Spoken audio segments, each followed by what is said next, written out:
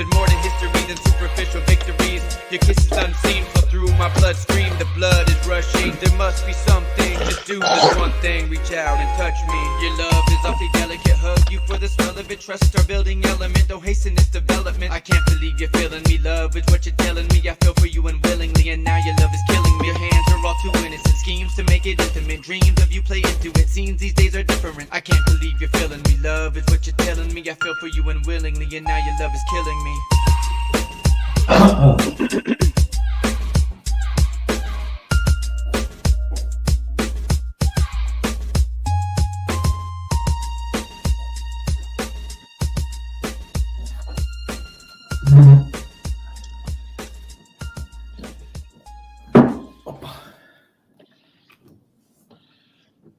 Good morning and welcome to Morning Light Radio. I am here with the Blunt Scotsman, and I am very excited about a few things. One of them, that Blunt Scotsman is here bright and early on my side and getting towards the wind down area, I believe, on his point on the planet at the moment. How are you doing? Good morning. Yeah, good morning, America. Good morning, Netherlands. It's just coming up for about 4 p.m. here. A beautiful day you have in front of you. Yeah, it is really nice, and I'd listened in more ways than one. I listened to a bit of your presentation the other day and your plans to get your shoes and socks off and get your toes into the earth and stuff, and it's the most literal and meaningful thing that any one individual can do, is to do such a thing. So I hope you managed to get that done today at some point. Oh, it's happening today, no doubt. Destination meditation is literal. So I am up early. Today's my today I start work a little bit late, so I'm up early and I'm on my way towards my work to a park where I meditate. And so, or if meditate triggers anybody, it's the part where I sit and shut the heck up for a little bit. Or I sometimes make weird noises. It just depends on what I feel like doing. And so I'm really excited. It's been a while. When I was thinking about... Yeah. Yep, sorry.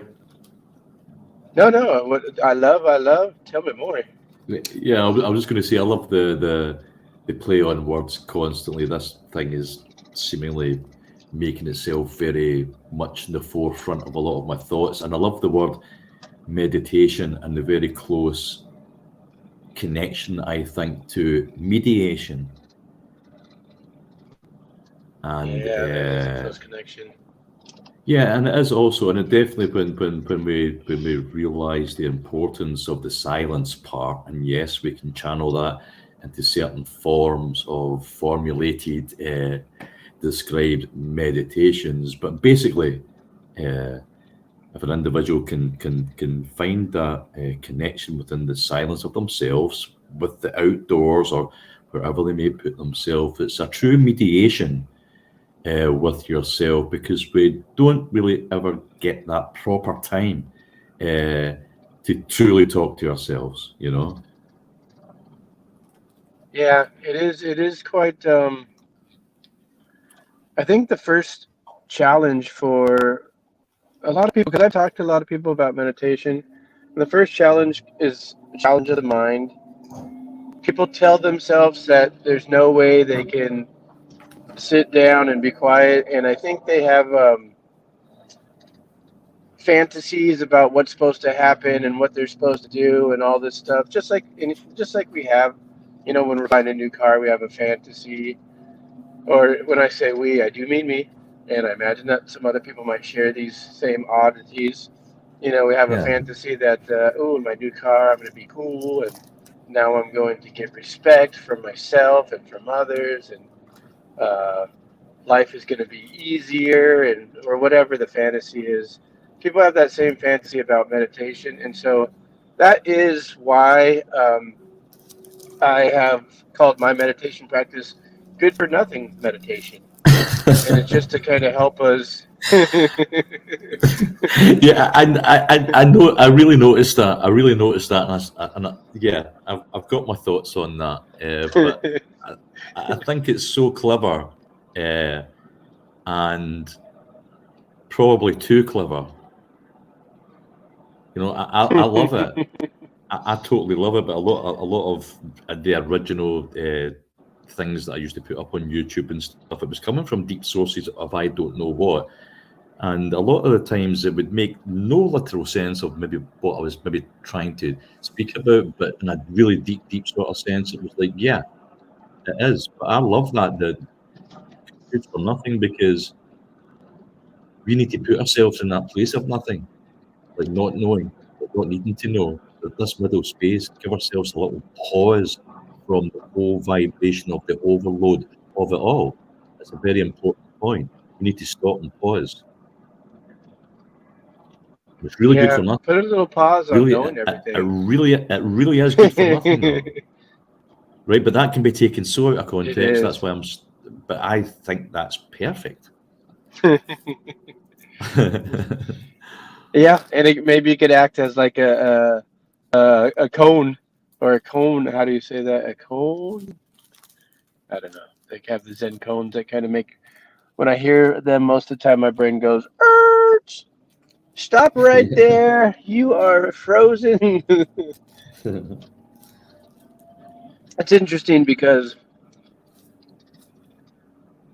when I kind of started my meditation practices, well, I guess I started them. I was kind of just do them like wherever I could, but it mostly became like an outdoor thing, and especially when I tried to like just put it further out into the ether and stuff like that. It was an outdoor event, and I thought, well, I could do it indoors sometimes, and I go, well, it just doesn't seem the same. And then this winter came and stuff like that, and I finally set myself up or got comfortable doing it indoors, and so I started doing it all indoors for like the last 4 months or whatever, and Yeah. and then the weather was really nice the other day, and I go, ooh, I think it's time, because my kind of original discipline was uh, every Sunday morning I would drive myself to this particular park, bring a little blanket and a cushion to sit on, and I had my dear friend would, I'd go and pick him up, and he'd join me, and we would do meditation, and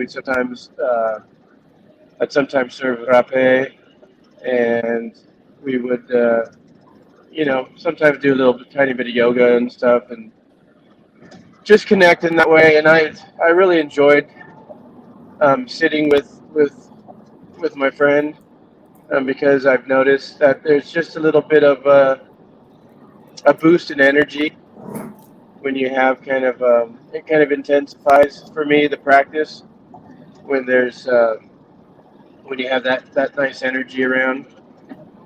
And this friend of mine, he had the turn of events, and he had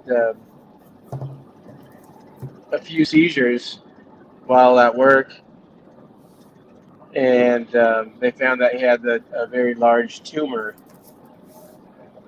and he had brain surgery, and it was super aggressive, and so this ground that I will go on right now will be me dancing also with that memory, with his spiritual body, and Yeah.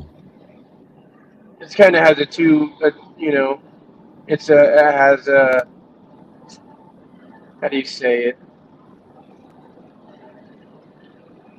It's kind of a tribute as well when I go there now because it has this new, not this new, but this. There's just a resonant there, I guess you can say, resonating frequency of this connection, Well, and we carry it's a beautiful thing, we and carry, yeah, we carry these things with us. You know, that when we make deep connections and friendships and families, and even outside our own circles, we have moments with the aesthetics of the spiritual connection and the bond that we understand. And if we're departed, if there's a division, or if someone leaves our circles, it never leaves us. There's a point in the day we'll always think about them. There's a point in the day where we'll maybe put a little thought in about them not being here. There's a little thought in the day to understand that their loss is our light to gratefulness for still being here. It illuminates all that can be dark.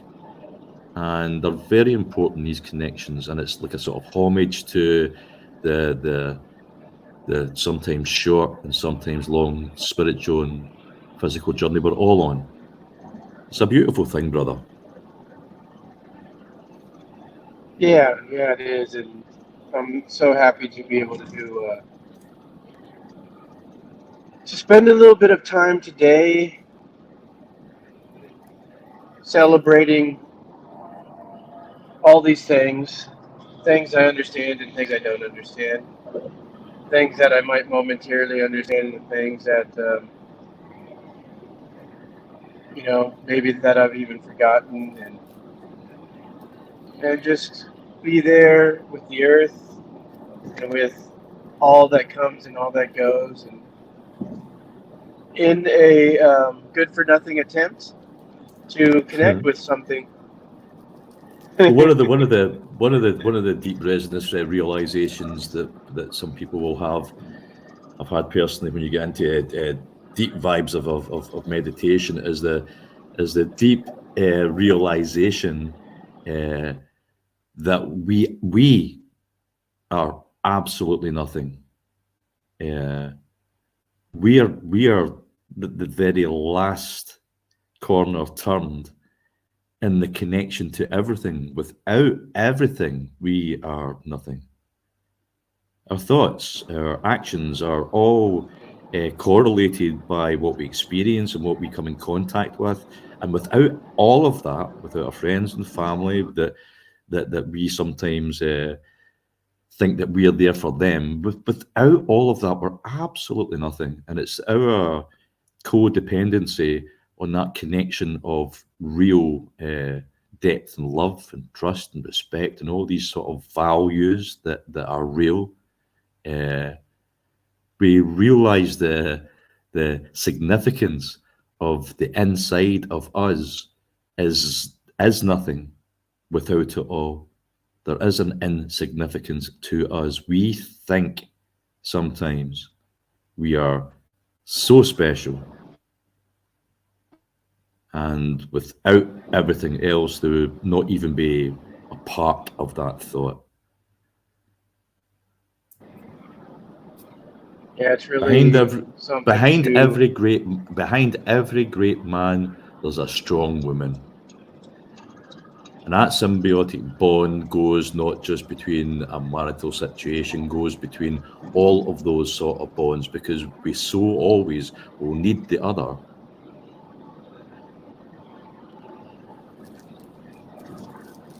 Balance. Yeah, true. Yeah, I don't know what I would, well, you said it. I just can say I don't know what I would be without these things. And what would I be? I would be a zero. I would be nothing. I would be a nothing. And in the most complete sense of the word, if I wasn't attached to these things, I would be attached to nothing. But it's all these things that and it is you powerful. You. Yeah. Yeah, it is.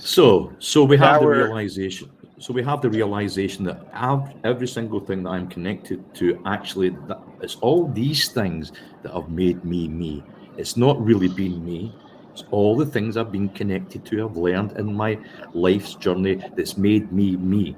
So in that deep realization of taking that back, trying to dissipate ego, there is a absolute acceptance to totally give.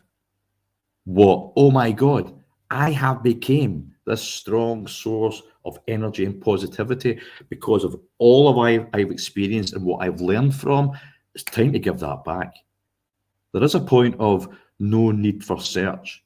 It's good for nothing.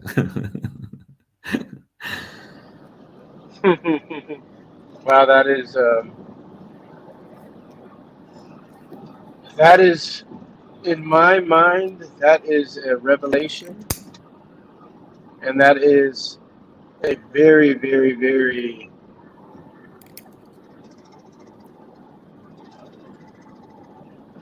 I want to say it's liberating,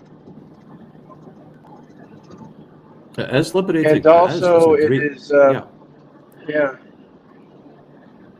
and it's something that I've been understanding is,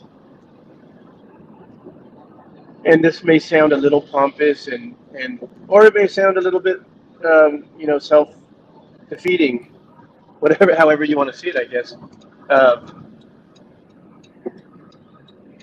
I know in myself that I am full of love and that my love is my ultimate being and it is my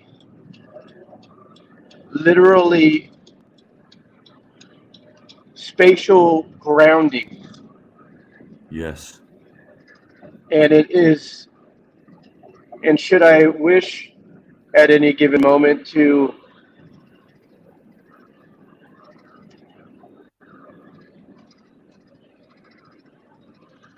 truly be free,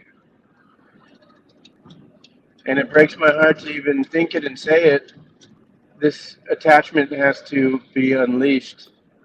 But that's the And misconception, not just a little. That's the and I'm not misconception. really, Just and I'm speaking sorry. about a certain type.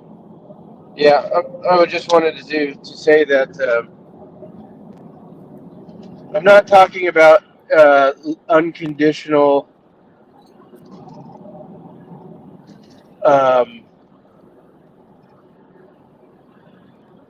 ebb of flowing creation, that type of love. I'm talking about specific, very specific um, love for my connections, uh, love for my children, love for my wife, love for my mom, love for my dad. This substantial connection that even the mere thought of letting it go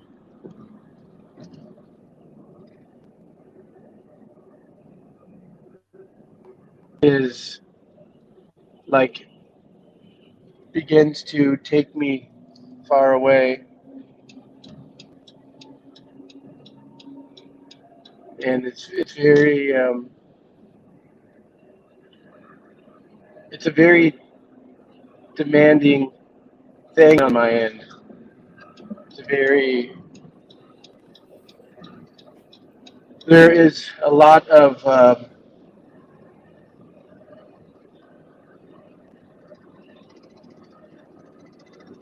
energy, a lot of layers,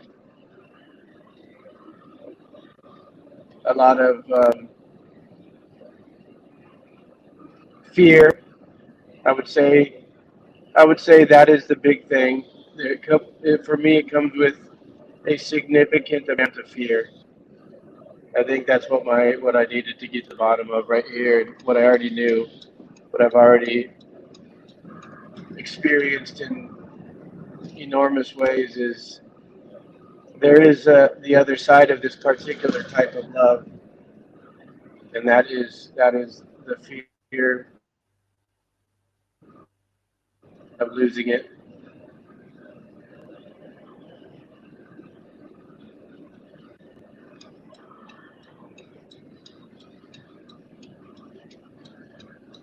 You see, in the sense of things, in the sense of freedom, that within itself keeps you captive.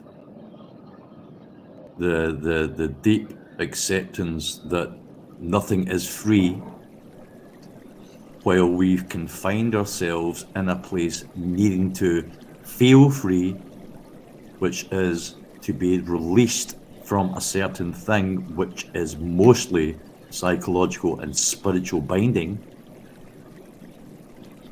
It's cutting these bindings free, the release of these bindings, that you understand there's no such thing as freedom, because you are now connected to every single soul on this planet, every single plant on this planet, to all good and all bad. There's a deep sense of self-responsibility to it all. When you understand you'll never be free, when you make that commitment to everything, freedom was the best psyop ever played on humanity. It lets us give away a bit of self-determination that I truly believe is a human instinct that causes action, reaction, and action again. And this is what we are as a human entity. This is what this planet is. There is nothing free. But where we will always be in the pursuit of thinking of a place of our restrictive society, the way things have been locked down and tied down, that we must free ourselves from that. This thing that we think we are freeing ourselves from is actually ourselves.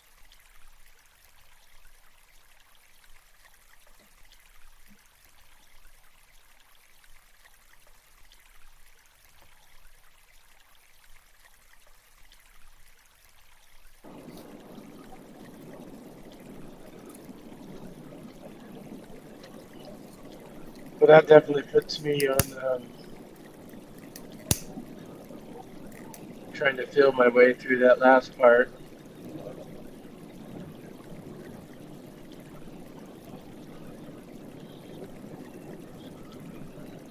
Yeah. I think it goes kind of back to the without Good these for nothing. things, I am nothing. I am I'm beyond good for nothing at that point. We're so, You know, we're it's really so cool good for nothing. to. I'm actually best at good for nothingness. It's great to be here talking to you, and it's very interesting to kind of continue on this journey of discovery. And it's very interesting because as you talk to somebody, and my experience with you is you'll introduce concepts that they don't resonate with my thinking at the moment. Brother, I'm not in can a I place just- to can receive I- can- that Can I information. just say to you? Can I just say to you? I really need to Yeah. definitely say to you. I feel the exact same way as you. They don't resonate with me, but this is being projected through me somehow. I don't even know where these words come from sometimes. I really don't. All I know is it has a direct flow of, I can't even find the proper word, truth, revelation. I can't find it. I can't find it. It just seems to be these words are golden. They have, Yeah.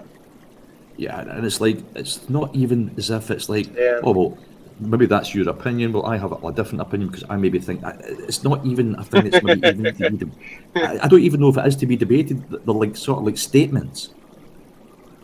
You know, it's like scientific statements or mathematical equations or that's the way it sort of feels, you know? Yeah, the way that I'm feeling it is I listen to things, and sometimes I do want to, argue with things. I mean, it's a lot of times I actually do, but I hear things and I go, okay, that I don't. I'm looking at it maybe from wherever I am at that moment, whatever is freshest on my, or deepest in my subconscious. I don't know, or freshest on my conscious. It doesn't really matter, but these things kind of just sit there. They're introduced. They're seeds, and they are doing But what seeds do. Yeah, but we really And- believe. We and really then- believe. Yeah. Yeah, sorry, we really And- believe. and- we actually. and then- Oh, sorry, we've got a little bit of an audio lag. Sorry, brother. On you go. No. So we really believe. we really believe that that we know our own thoughts. Yeah. Oh yeah, we do. And it's Yep. like Yep, 99 people out of 100 would debate that and argue with me about that all day. All day. But there's a deep reason for me saying that, and it's a psychological and neurological inevitability that we are not in control of what we see in our sensory perception.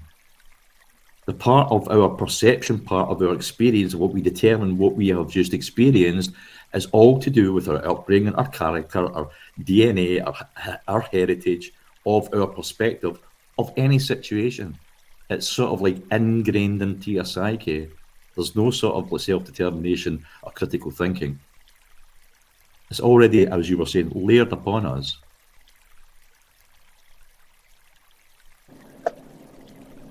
Absolutely.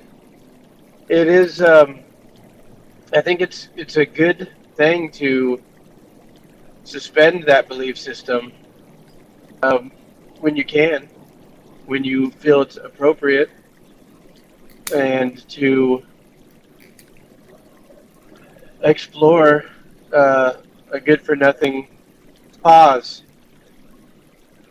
And what I was kind of just saying about my relationship with you and words, and I have a deep appreciation for meaning and the search of meaning and movement. And just what I was saying, and I sometimes just drag things on, but I'll try to make it short and to the point, is, there are sayings that are introduced not just in our conversation, but in many different ways, like books that were maybe above my head at the moment or whatever. And you hear things, and this particular discussion of freedom, you brought up subject, and I probably brought it up the subject in my own way, and you brought it up in your way. And I wasn't quite understanding your experience with it and your understanding of it.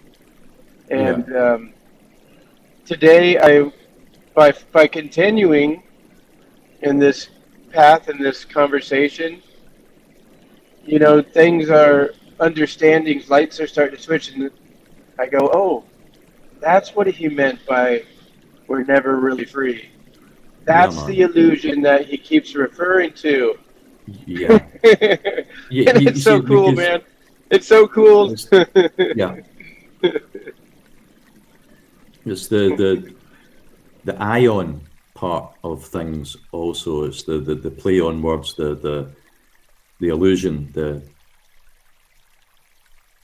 there's so much interconnected we truly are unaware of. I mean, there's like just what you were saying earlier on. I've been listening to a few podcasts and just listening in without even commenting on chat sometimes, just to feel vibrations, and constantly maybe every 5 or 10 minutes or so, or maybe something said in chat, I feel this energy inside that someone has just said something that I maybe don't agree with, or has a point of view that I would maybe like to debate. I think, what they're saying, that's not right. And I start to feel this energy and emotion, and I'm thinking they have done that. Oh no, they did not. I did that with my preconceived perceptions of what they're discussing. And when we can sort of take that back the way, if it's possible to get to that psychological muscle that needs to be worked like anything else, it becomes stronger. And you realize every single feeling that we have, we create through our own perception, not by our experience. So if you can sort of like make your perception in a different way that means something to you, not something that you've read or a group of people start to follow, and you're like, yeah, what they say, I think I maybe agree with that, and it becomes a vox pop sort of thing within your own sort of like character. The next sort of like move towards that that situation, you're like, yeah, because that's the way that goes. Well, maybe not really. And once you're lost in this sort of like flow of people's opinions and their left and the right and the center stuff, that's it. You're gone as far as getting to any real true core of solutions of yourself. What triggers me? You can't say this will trigger me, or if anybody starts to talk about that, this is a real trigger for me. No, it's not. You trigger yourself because of your already inbuilt perceptions, which usually, when you do a bit of self-analysis and self-discovery, you usually find a lot of your conclusions were so wide of the mark. Not only did you not even know literal history, why a certain group of people may have acted in a certain way. It's like we're so shallow, but easy to work out. But it needs to be a real self-introspective, looking at it deeply and understanding that every single trigger that we feel is coming from ourselves. What he said didn't trigger me. I triggered me because of what I think and my perspective is on that situation. It kind of brings up a few different thoughts in my mind. The first one that came up was a quote that, for anybody out there, I am a big enjoyer of Carlos Castaneda writing. And in one of the books, there's a quote that the wise man of these series, Don Juan, says that all men are black magicians. And what he's describing is what you just described, of this accepting of thoughts that are not your own. And from what I understand, describing that as black magic. And the other thing that came to mind was, and this is maybe a little bit out there, I guess, to somehow bring this in, but the importance, the potential need for the resurrection of the rite of passage for young people to become adults. And to have a true rite of passage is to have that blossoming of your inner voice, of something that you can claim as your own because it is your own. Yeah, but that passage, that's a long road from us all starting as the fool.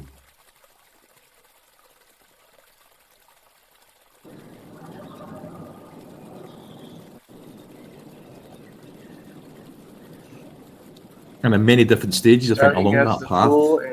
Yeah, I think at many stages along that path, we will always embrace that part of that energy, because we are all the fool, especially when we're triggered. when we think we actually know something about a certain thing and we feel a certain way, if we actually maybe went and done a bit of proper research, we'd understand probably how deeply hypocritical we actually are.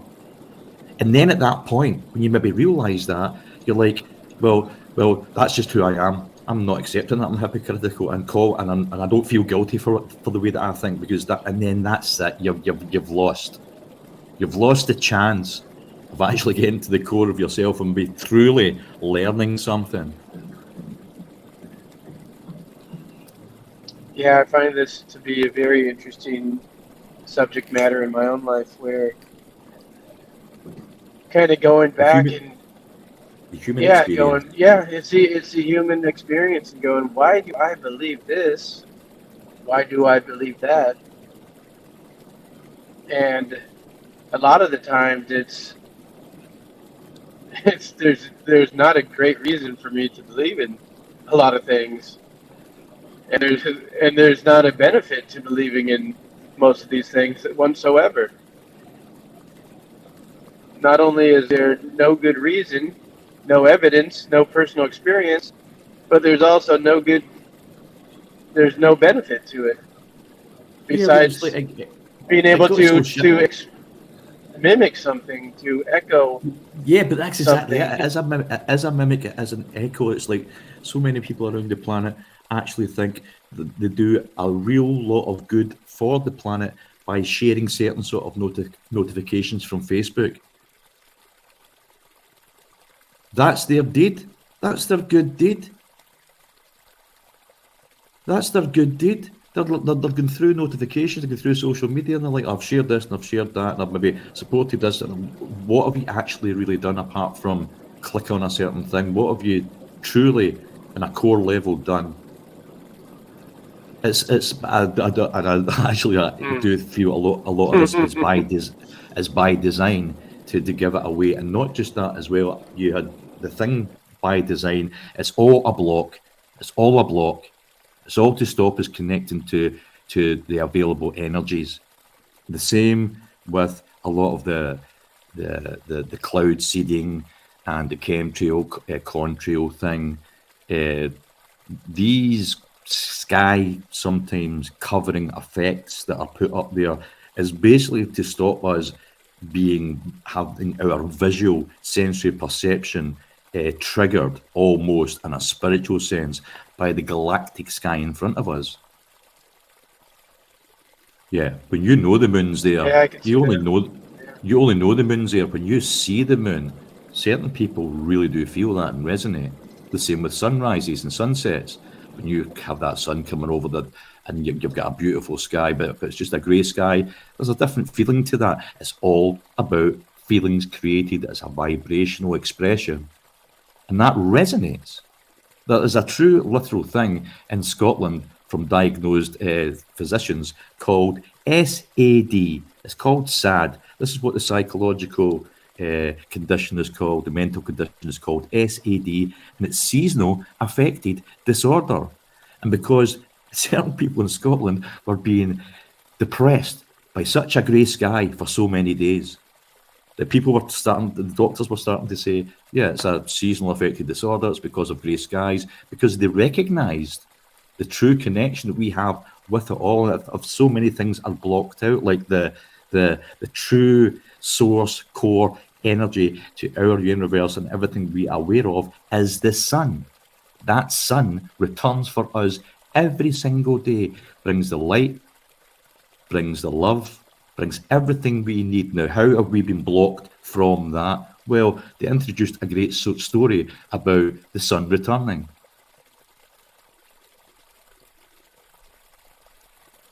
You see, there is no return of the sun in a literal sense on religious terms, because the sun returns for us every single day. That is the light. That is the illumination. That is the power. But to us all as individuals, not in any collective. Individually creates the collective. The collective's not there for individuals. It's a vice versa flip, psychologically and spiritually, that's on the planet. But I think mostly everybody knows that now. It's plain to see with the zero integrity to maximize profit as the horrors continue as we speak at the moment, brother. But it is so easy for the deflection of political agendas and this media scrum that is created for us all to be easily influenced on what is projected to us. And now we have something else to perceive. I just feel triggered again.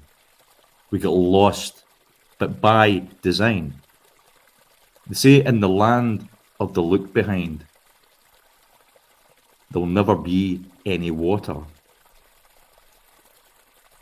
And those who know will not tell, because those who tell do not know.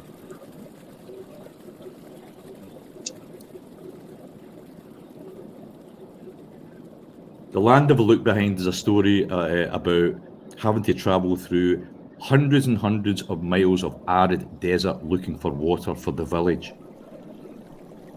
And one person was coming back with water from the village, passing through another village, and he was murdered for his water, so that village could have water. In the Land of the Look Behind now, when they search out for water, they're constantly looking behind them. They're constantly looking behind them. They're constantly looking behind them. So those who know do not tell where the water is, but those who tell do not know.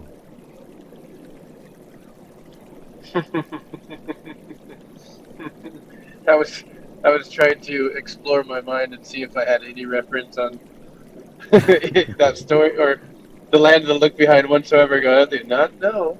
And then you said, I'm glad you explained, because I was wondering how far do I think it through before I realize I don't know. I have no point of reference. But I like the idea of the Land of Look Behind, and I like the idea. But that's the thing, that this is where we've all been put in, is in the Land of the Look Behind, and the deep arrogance with so many intellectuals who are online at the moment, pretending to have some sort of like secret connection to something, or there's a very unnatural vibration within everybody's community.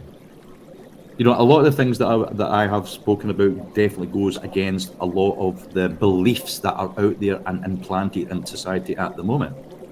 But it's because I see so through all of them as being manufactured and man-made. These things that I usually come out in a statement are planetary related. It's to do with nature, it's to do with connection and understanding our symbiotic bond with it. Not the let's make up some rules and regulations and stipulations of how we should interact with that. No. It's the arrogance sometimes of humanity that has kept us where we are.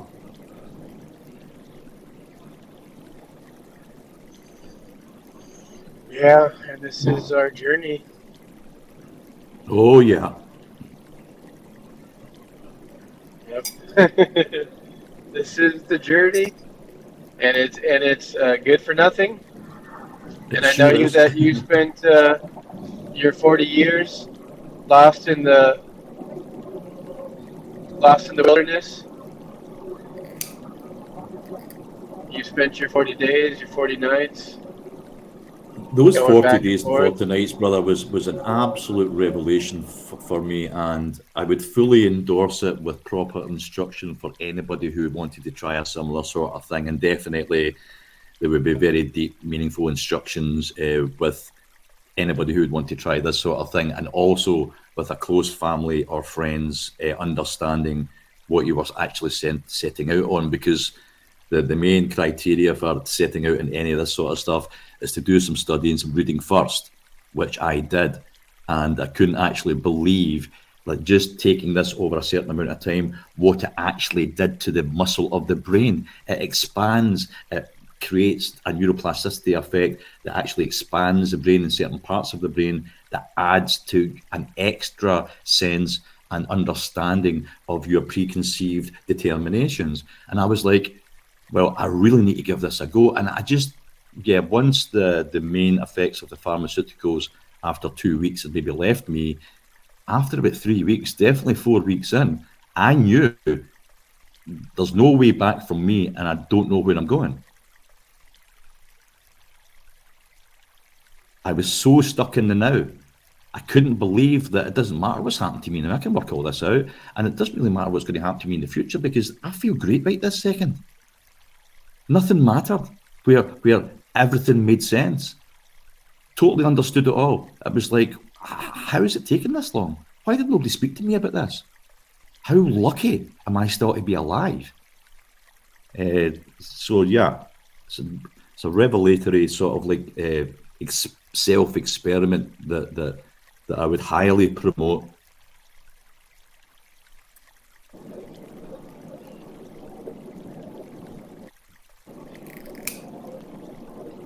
And as the sun is nice and warm today, and the wind,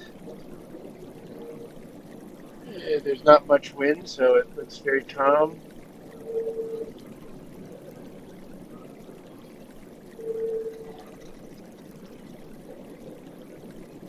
Seeing a little bit of scarring being put on the skies.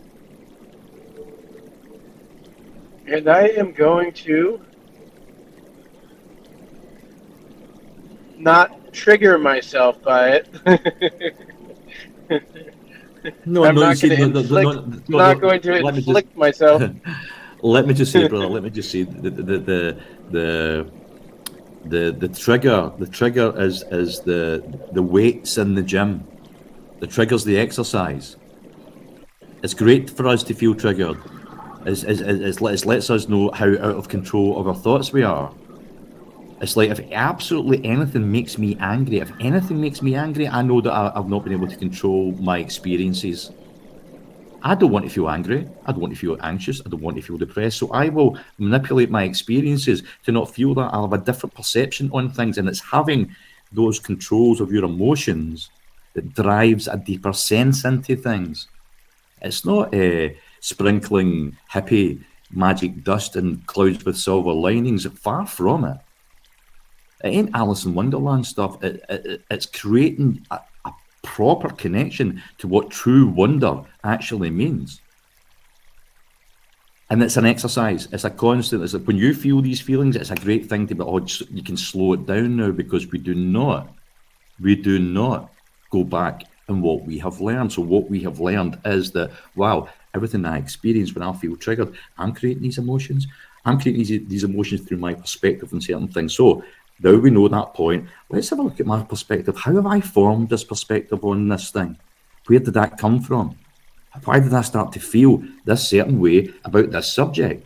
Was that when I was young? Was it an experience I had? Did I misjudge that experience? Was that experience actually my fault? Oh my God, this perception is twisted. And it's really, really unpicking the stitches from our own straitjacket.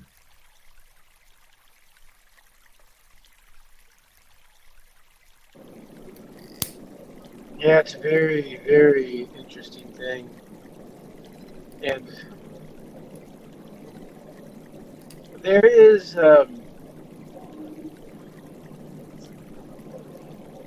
there's a belief, I guess it's a system of belief at this point, where there's people that believe that each soul, each spirit chooses their path.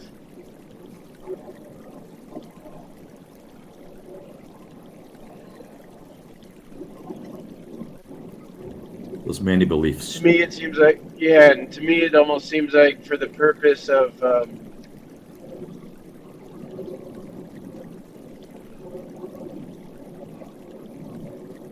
I want to say finding dharma or clearing karma. Well, let me ask you this. If there's many paths, do you think it leads to the same destination? Yes. Well, I don't. I don't think that many paths leads to the same destination. I think there's only one path. And I There's think many that paths one. in one path. I think there is just what you said, that people have many beliefs, have different reasons, have different paths, different religions, different forms of spirituality. I think all these paths are wrong. There's only one path that is relative and provable, and that's the connection to our true mother, which is this planet. And this is where the responsibility thing comes in. Are you going to speak up for this?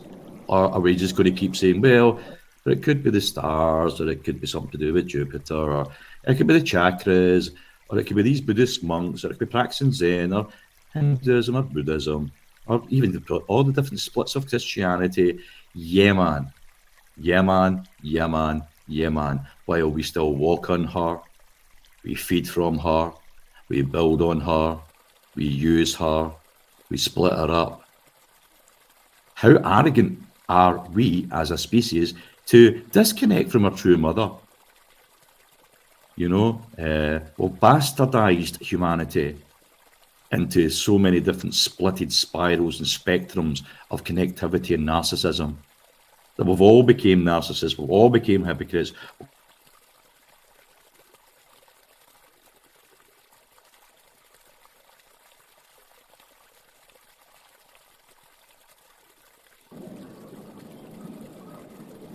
Did I lose you? Kind of went silent for a moment. I'm not too sure if it's on my end or on another end. I don't hear you at the moment. It kind of got cut off in mid-sentence. We'll give it a second, more than a second, to see if you're there, or if you froze up, or if I froze up.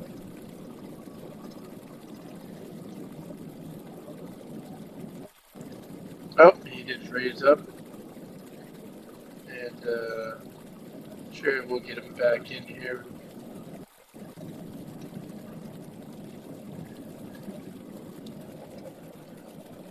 We'll see.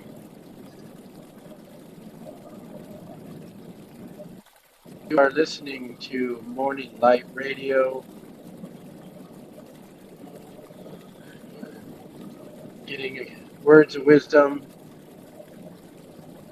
that are being, it's kind of interesting, to what the Blunt Scotsman is saying when I comment on his words and the flow, is that something is moving through him. And I believe that. Something is moving through.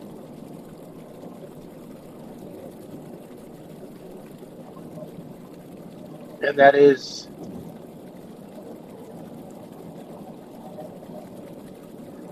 oh, there we go.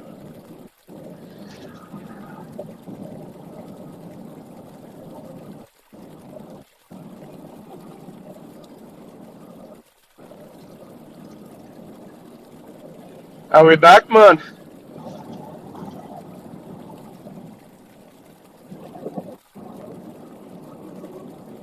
I'm not hearing anything on this side. Maybe I need to refresh mine.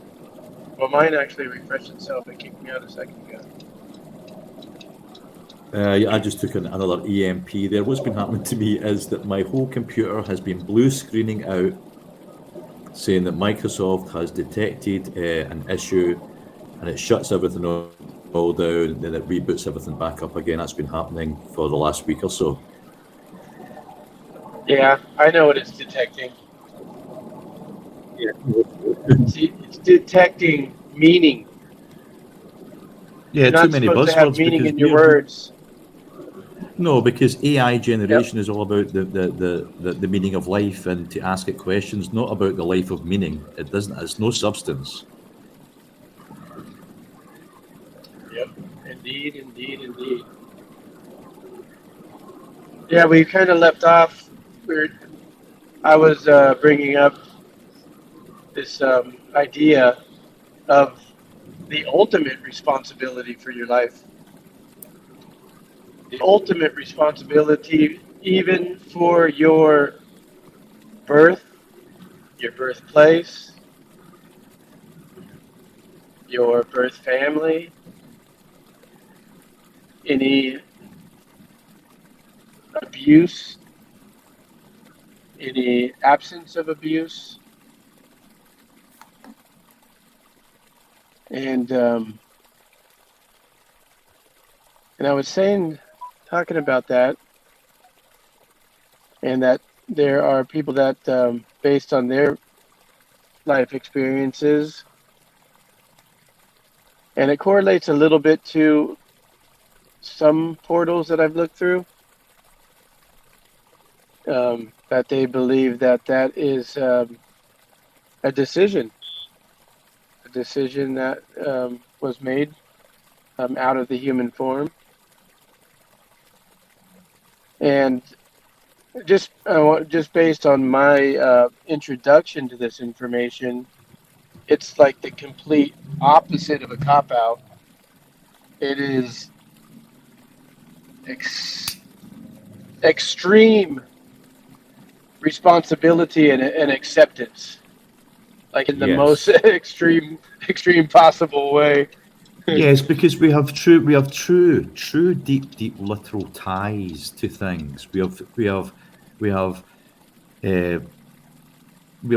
post prior responsibility. The priorities, the prioritize. These prior ties that we are connected to, family, community, country, these things we carry on through, and some people have a sense of priority and some people definitely do not. But that is a literal choice. And then the cop-out comes in. Blame it on this, blame it on that, blame it on the sunshine, blame it on the moonlight, that vibe. You cannot blame it on the boogie. And do you know what the boogie is? No, how do you spell that? Well, that's the song. You can blame it on the sunshine, blame it on the moonlight. You can blame it on the good times, but you can't blame it on the boogie. Oh yeah, I can't blame it on the dance. Yeah, but we are the dance. You blame it on the sunshine, you blame it on the moonlight, you can blame it on the good times, which is everything, all the good and in between. But don't blame it on the boogie. Right? There's no sense of self-responsibility in anything a lot of us actually really do. We talk a good game. You know, that's why I like, as a Scotsman saying that there's no such thing as freedom. Yeah, man, I won't be accepted back in my country. You know, I know it's true. But I know it's true. I know historically from the 13th century right through until the Declaration of Union was signed in the 17th century.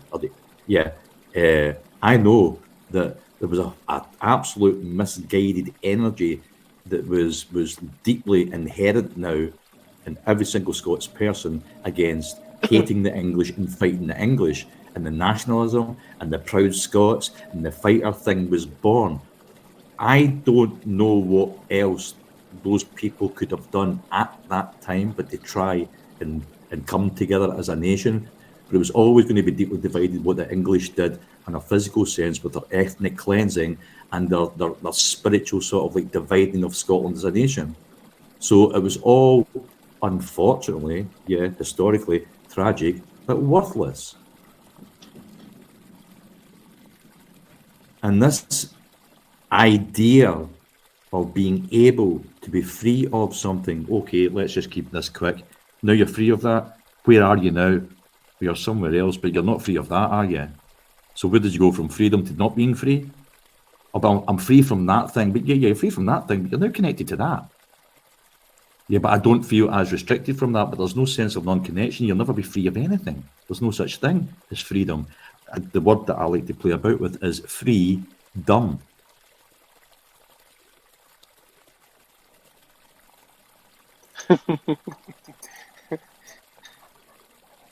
I'm not free of anything being free. Free. There's no such thing as free, you know. Except lunch. It's one of those sigh. Oops.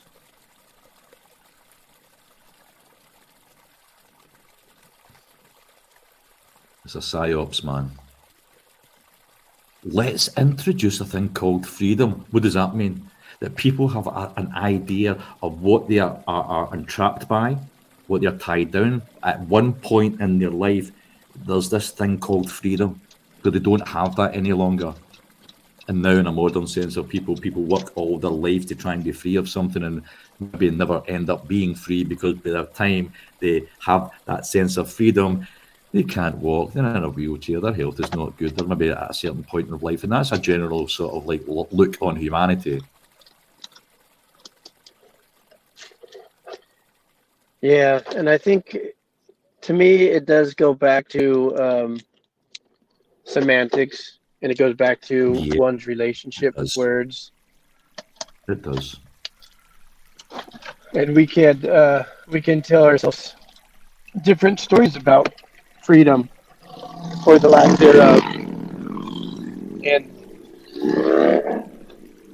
wow. And that story can't. And that's it sounded kind of good right there. That story can't. It could have some liberating effects to the story, or we could tell ourselves a story that is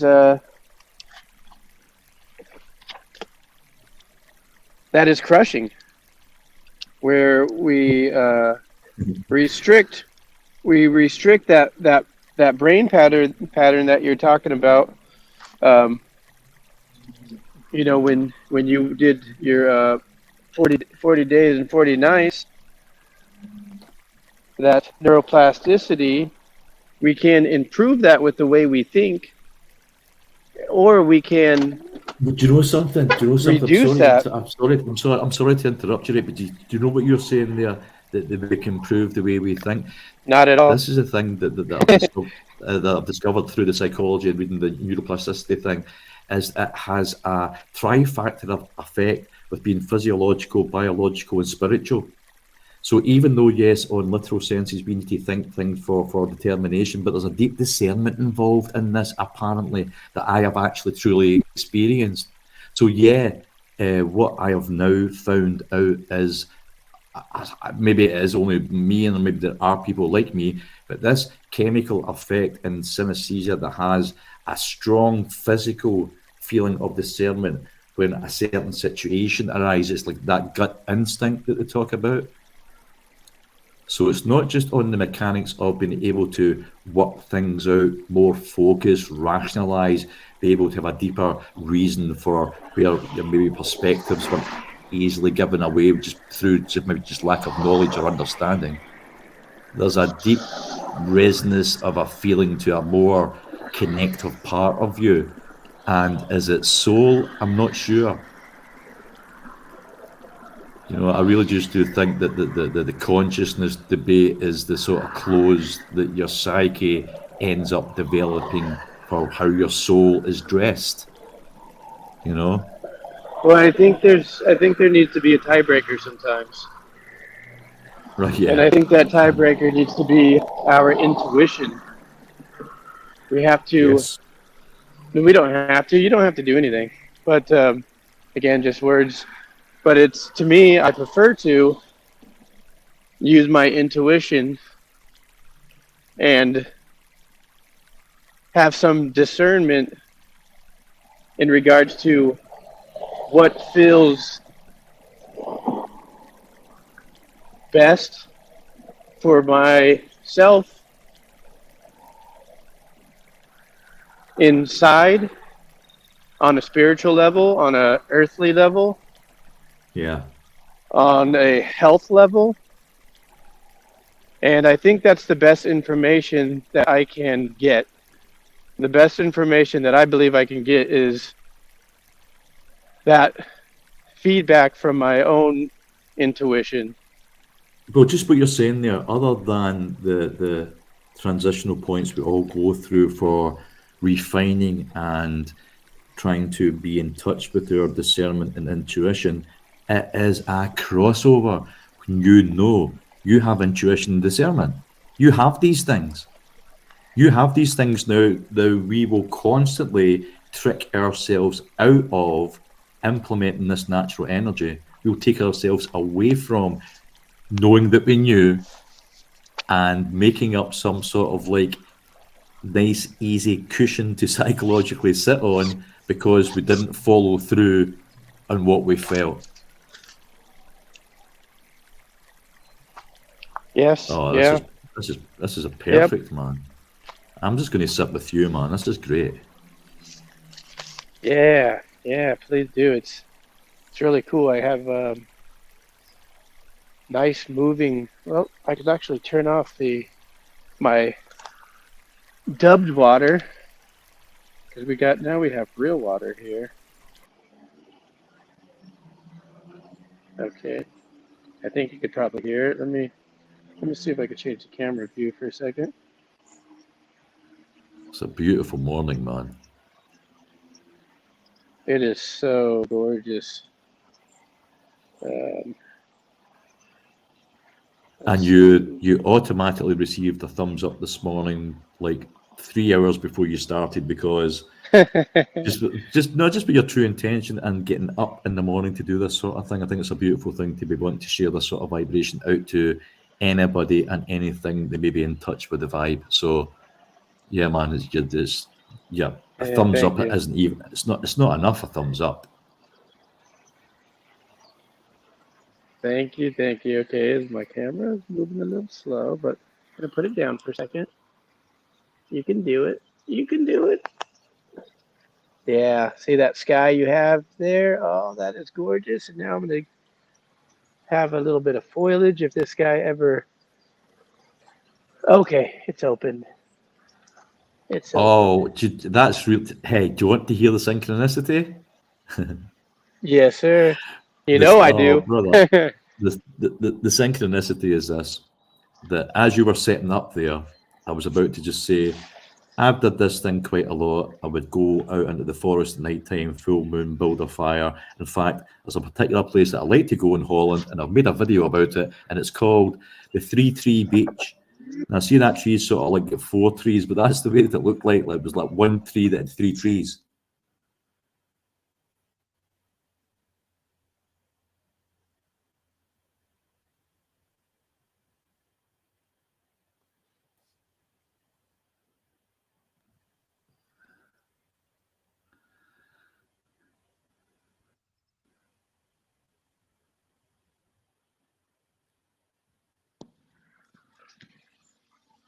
I lost you for a second. Don't know what. That's okay. I was just like a shared sort of experience. I do the same sort of thing, sitting beside trees, just like that. Yeah, this is actually the. I know I've been here in the season, but this is. I don't actually remember seeing it this bare before, so this is kind of a whole new little tree. And yeah, a lot of the times it just has leaves everywhere, and now it's getting ready to reintroduce that part of its body. Have you already got a pre-planned thought to go into your meditation with? No, I don't. No, I don't. I'm not particularly well thought out in my meditation. I kind of what I've done is if that's your style, you will, and if you've did this before, and I know you have, you'll maybe be sometimes 2 or 3 or 4 minutes into your meditation where you're maybe feeling the breeze on your skin. Then by that point, even though the sun may not be warm, there's a sort of like you can feel a glow from your skin. And you start to tune in to the sounds more about you. They become more heightened because usually we'll have our eyes closed. Then a certain thought pattern will come into your mind. You'll maybe hear a car in the background somewhere, and even though that may not be what happens to vibrate the thought, but eventually you'll think, oh, that's right, I need to go to the grocery store, and you're like, oh no, I'm meditating, and you need to try and find your way back to where you were. If you have a certain sort of pre-planned energy to take into your meditation, that leads you to a place that takes you while you are still in a place of nothingness. It takes you there without you thinking. You like produce the vehicle, you sit down, start your meditation. That vehicle will take you somewhere in a world of deep discovery. Well, I'm happy to try that. And what is This is a this vehicle? Yes, What let's do type of this. vehicle? Let's do this. Yeah. One word. I'm going to give you one word to be your vehicle. And let it lead you. I'm ready. If you feel that you are starting to process what is being fed to you, pause, take a breath, and reintroduce the vehicle, and it'll just pick right back up again. And make sure you're properly grounded. Make sure you're properly grounded. You could get very emotional. You know what happens sometimes when the source takes you a little bit sometimes. So yeah, you could end up giggling hysterically also. Yeah, I will do both. I could giggle hysterically. I could come to tears. Okay, so get yourself. Are you comfortable? Are you sitting good? Right now, I'm just doing a little stretch, putting my feet in the ground. Just tell me when you're ready, and I'll find you a word. Okay, beautiful. Yeah, I got my socks off. I got my feet on the nice, damp, relatively cold ground. I got a comfortable place to sit down on. Just taking a moment to have this relationship with the earth, with the sun, with the space around me. Kind of open up that door, open up that vehicle. And you know what? Thinking about my feet in the ground and actually experiencing it a few days after, it's even more amazing than I was even imagining at that point.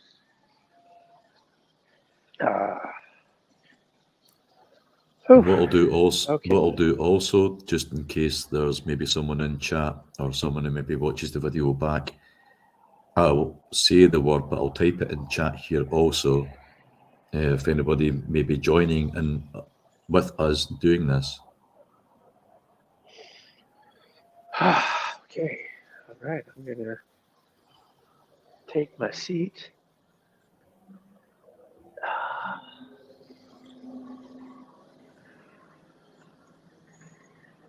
Been an hour drive, well worth it. Woke up early, well worth it. Already, it's already well worth it. Yeah. Ooh, and this little area, it has like a perfect little downward slope, and it gets me in a really comfortable seating position. Well, that's really strange you said that, because that's really strange what you said that. That's what's in my mind to say to you, that when I give you the word as being your vehicle, make yourself comfortable in your vehicle. And this sort of thing, sometimes if we go to hire a vehicle, we may not get the vehicle we want, but it's going to get us to a destination. We're grateful for the vehicle. It's going to take us somewhere. Yeah, I think I am almost ready for the vehicle. One final little comfort measure. Oh yeah, that's nice. That is nice. All right, I am ready for the vehicle. I think what I'll end up doing is, after I receive this vehicle, I'm going to just put my headphones down so I could just hear my surroundings. And then after taking a nice pause and sit, um, I would say for a minimum of 20 minutes in silence, and I'll see where we're all at. How's that sound? Yeah, sounds great, Matt. Just let the need to say something will be so strong. You'll come out of your meditation. You'll know when. You don't need to even think about any time, space, or anything.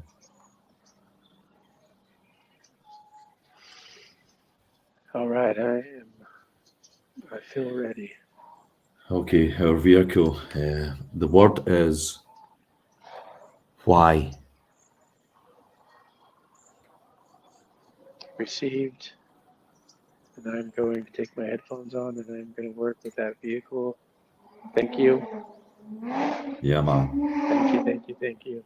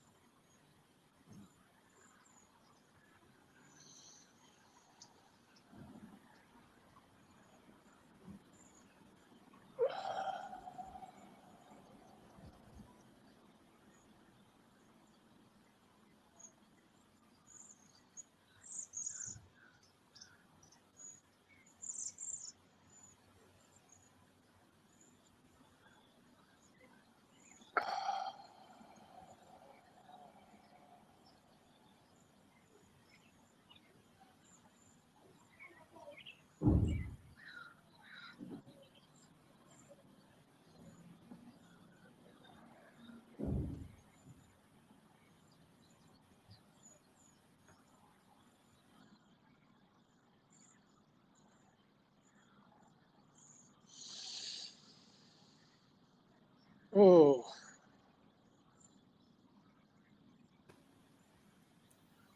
Are you okay?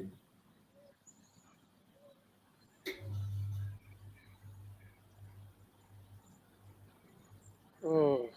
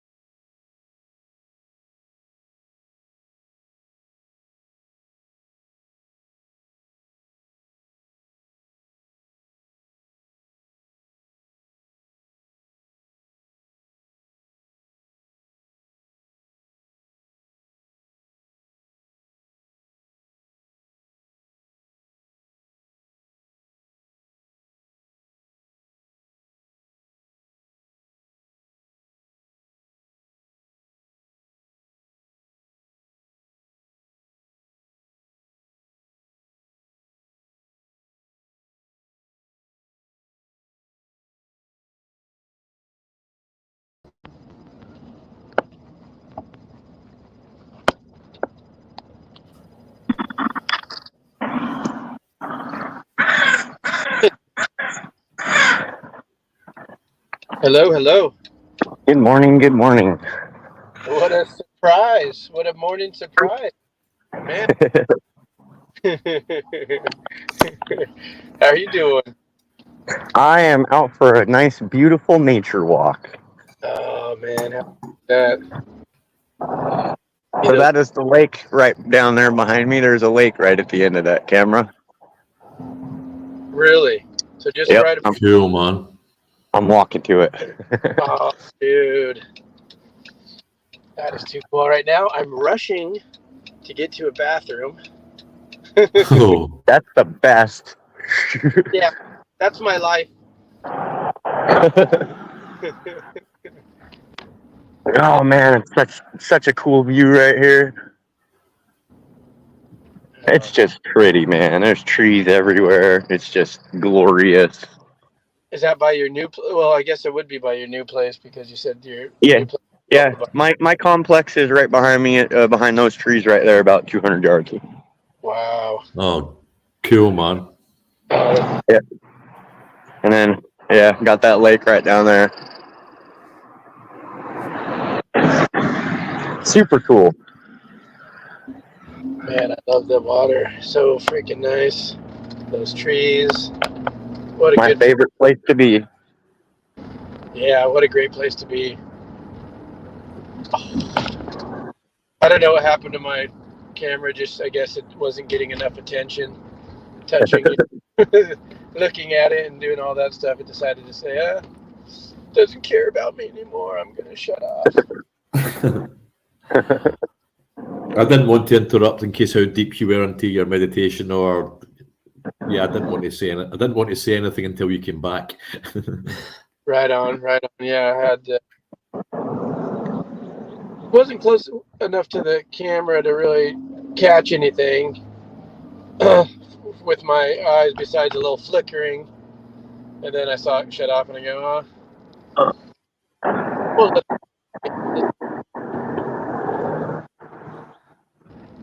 being with that time, and I'm really glad it went by super fast. So wow, I was amazed that. Oh, no. I thought it was going to be like a little 10 minutes, and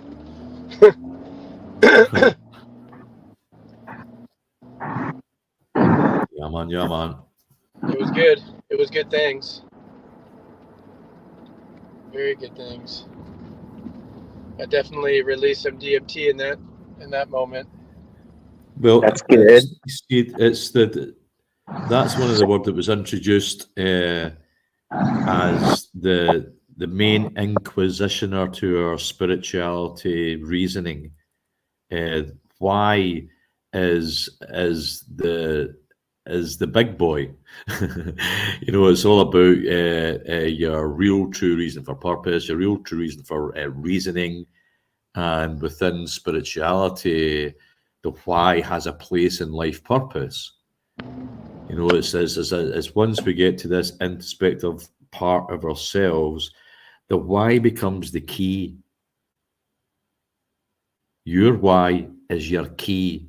This is the main element of spiritual awakening, spiritual connection, spiritual sort of like understanding. The why is everything.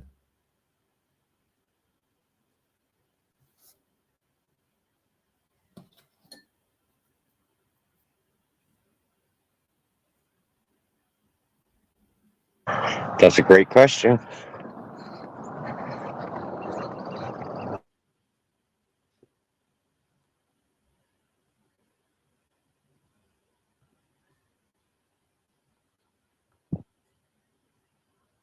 My question right now is, why am I this close to pissing my pants?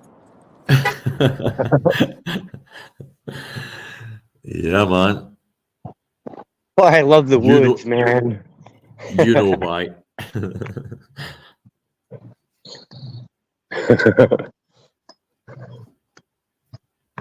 Your audio just keeps skipping in and out, Russ, a little bit.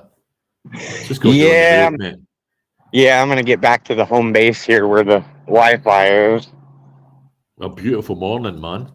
Oh, yeah, it's glorious here. Sun is shining. Birds are chirping. Smiles are smiling. Kai is about to be pissing. Highest Yeah, teeth man, are bro. floating. You can truly leave something in the past. Yeah. You get to leave a party somewhere. Yeah.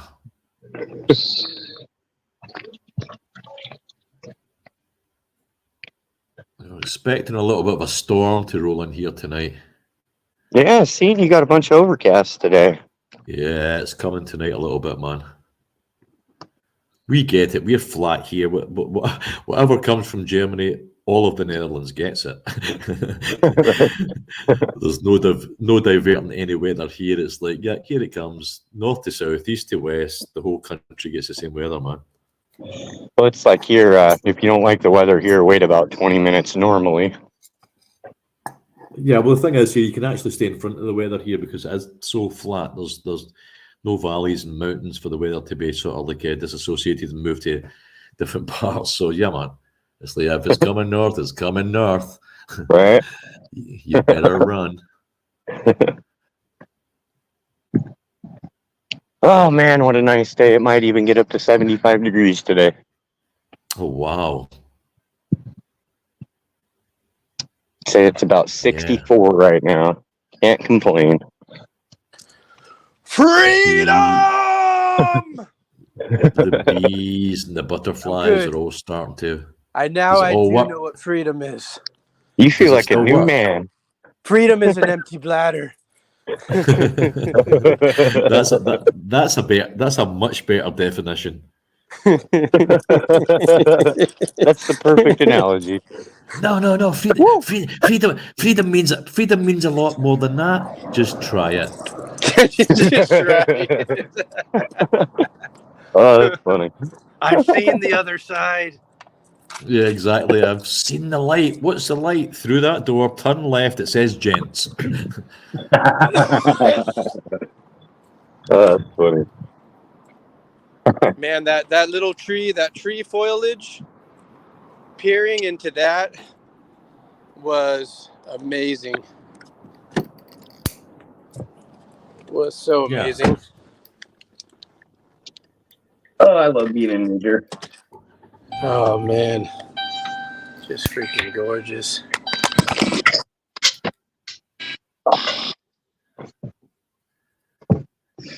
Whew. Heck yeah, live streaming and driving. That gives me an idea. If I get to go on an next court hearing, I should go live on Rumble and let them play all the bullshit they're going to say and just go live. Just stay live. Get a GoPro. Yeah, well, I'm on your WebEx. It's recorded, so you're on my StreamYard that's cast and recorded on. Only fair.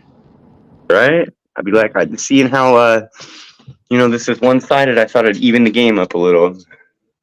I think it should happen. Right? Hey, happy 17 day anyway. Happy St. Patty's. Happy St. Patty. I will be, and I was told this is not actually Ireland from Irish food, but I will be eating some corned beef today, for sure. St. Patrick, yeah, really, really good Italian heritage. Don't get me started on all that false bollocks, man. Yeah, I know.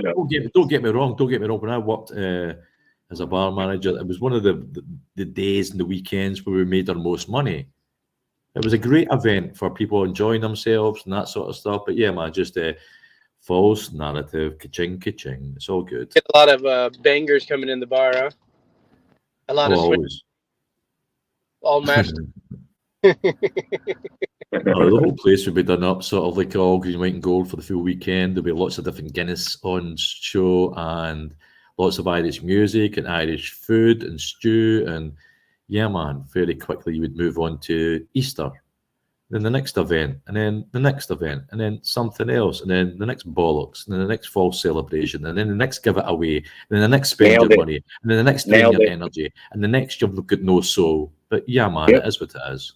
It's all perpetuating a stupid cycle of the old world system of which we are suppressed by. But they're giving it to us and, ooh, here's some candy and a holiday. Be happy.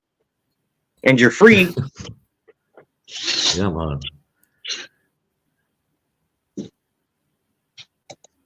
Yeah, I'm over the whole government thing, dude. It's like the government is not there for us, so we should just fucking get rid of it. All of the governments of all of the world, because they're all duping everybody. Yeah, is it possible to be writing a new statute, reform the full Declaration of Independence, and you guys just to start again? Yeah, I'd say we'd pull the well, in my mind, throughout my research, to me it feels like 95% of the government is just there in existence to launder money from the people. So we should pull it down to 5% and give that 5% back into the hands of the people.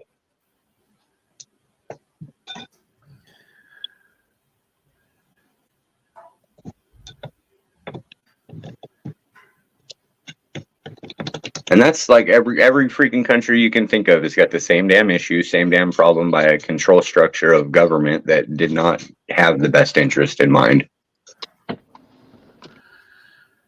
It's coming down to the wire. It's coming down to the wire now.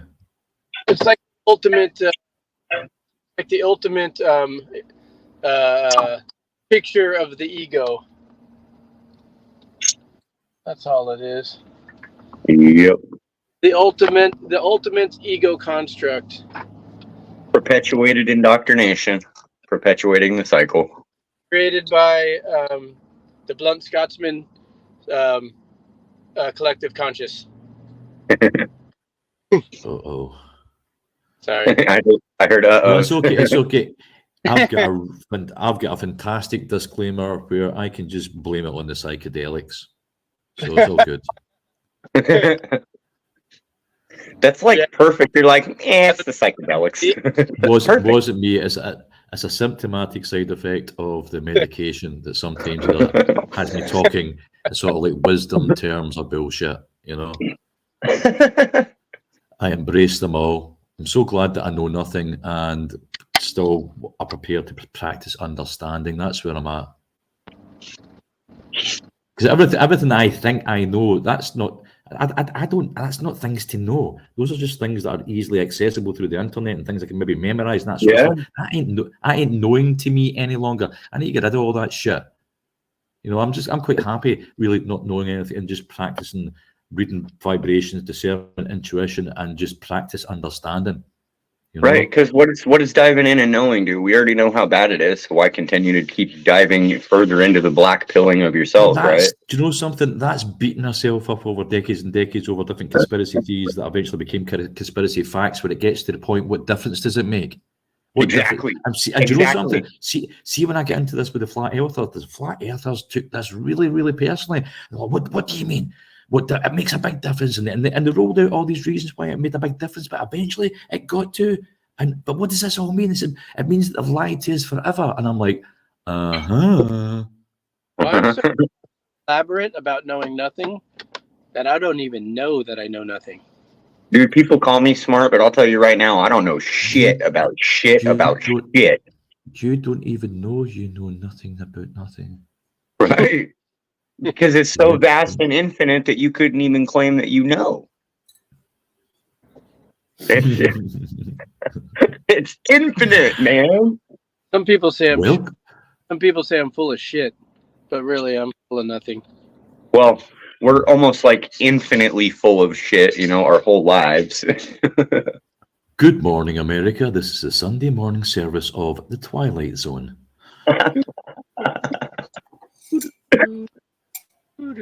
Hey guys, I gotta run into the work spot.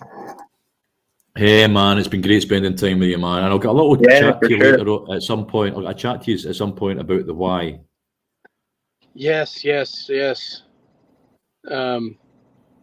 thanks for that. And no, thank you, man. That we all got to get together.